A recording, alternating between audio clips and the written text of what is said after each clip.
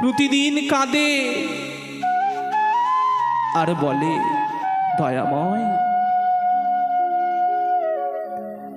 একটা ভুলের জন্য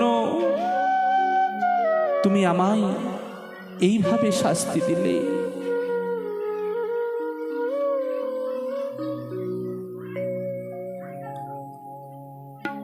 প্রভু, কবে তুমি কৃপা করবে?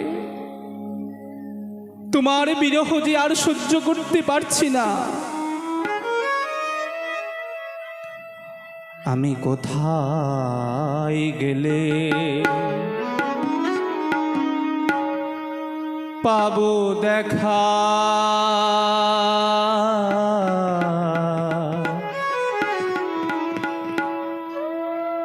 ওগো কৃপাময়,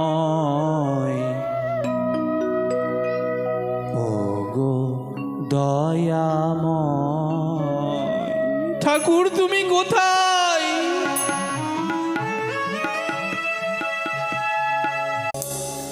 প্রেম জলে ডাকলে নাকি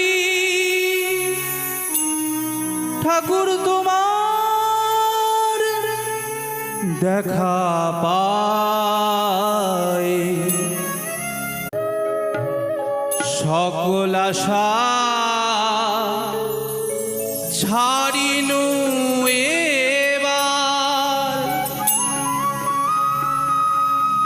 শরণ লইনু চরণে, এবে কৃপা না করো, দয়া করো দিন জনে। দয়াময়, বিশ্বম্ভর দ্বিজবর যুগ ধর্ম পাল, বন্দে জগৎ প্রিয় করো করুণা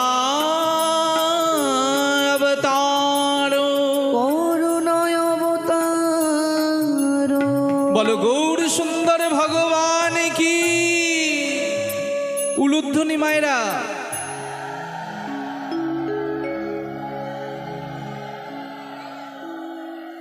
আজকে গৌরাঙ্গ মহাপ্রভুকে দর্শন করে ভক্ত হৃদয় আনন্দে ভরে গেল। প্রভু তুমি এসেছো, আমি জানতাম তুমি আসবে। হ্যাঁ গোবিন্দ, আমি এসেছি। প্রভু, আমি যে তোমায় দেখে বড় আনন্দ পেয়েছি। প্রভু চলো চলো, এবার আমায় তুমি তোমার কাছে নিয়ে চলো। মহাপ্রভু সেই কোষ্ঠী পাথর দিয়ে একটা গোপীনাথের বিগ্রহ তৈরি করলেন, আর গোবিন্দ ঘোষের হাতে দিয়ে বলছে, গোবিন্দ এই নাও, এই হচ্ছে গোপীনাথের বিগ্রহ। আজকে তোমার গৃহমন্দিরে আমি এর প্রাণ প্রতিষ্ঠা করে দিলাম।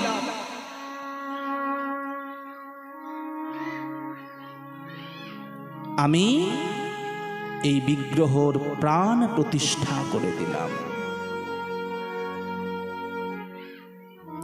তুমি এই ঠাকুরের সেবা করবে।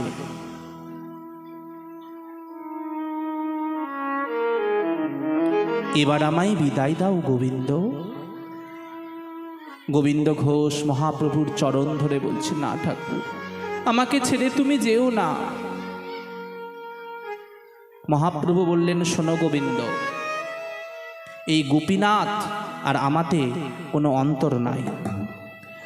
আমাতে আর গোপীনাথে একই অঙ্গ হয়, একই অঙ্গ হয়। গোপীনাথের সেবা দিলে আমি পাইব নিশ্চয়, পাইব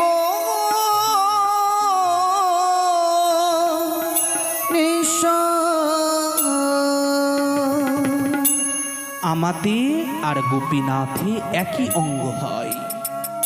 গোপীনাথের সেবা দিলে আমি পাইব নিশ্চয়।